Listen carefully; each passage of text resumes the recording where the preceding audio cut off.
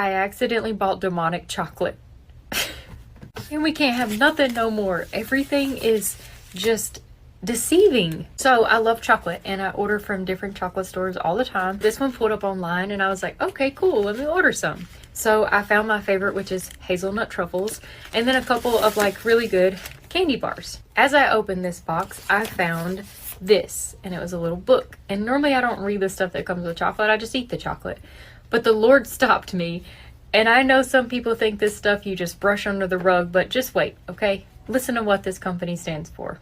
First of all the signage and everything about it is satanic. Secondly, they tell us about it. I began to understand that food was a medium for transformative experiences. It could create balance. My travels had unlocked a need for me to tell and retell stories that would have an impact to open minds, balance the body, mind, and spirit. In the last 20 years, I have used Vibrant Keiko as the medium for my collection. When combined at the right time with the right hands and heart, food can be transformed into something other than sustenance. Yeah, it can. We harness the power of storytelling to open minds, spirits, and palates through chocolate. We seek to create harmony, creativity, and inspiration through the exploration of the alchemic balance between the soul that seeks happiness and the spirit that wants to rule the world. What in creation is this? It goes on to talk about breathe, see, touch, and smell. This is chocolate, man. It talks about magic and literally all things demonic. So this is a lesson that, number one, we should always know where our things come from. And it does remind me of the Bible verse, though, that talks about what if we don't know? What if we eat something and we don't know where it come from? What if it comes from pagan culture and we eat it? The Bible says that's not a problem. However, when you know better and don't do better, that's where sins come into play. After reading that, I had the option to eat the $60 worth of chocolate that I bought or toss them. And of course, I am not eating this. I'm not consuming this.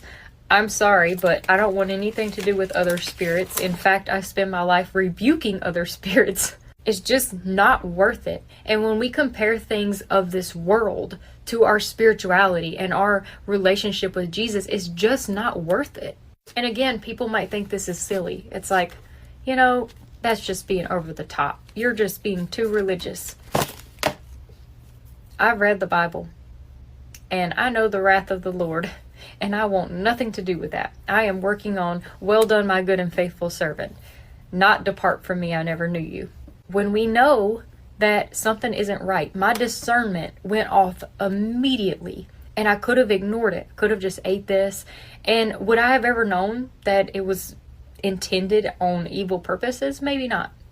But now that I read it and knew, I was not about to try it. So I emailed them to see if I could send it back. I said, I'm a Jesus follower. Can I get my money back? And they said no.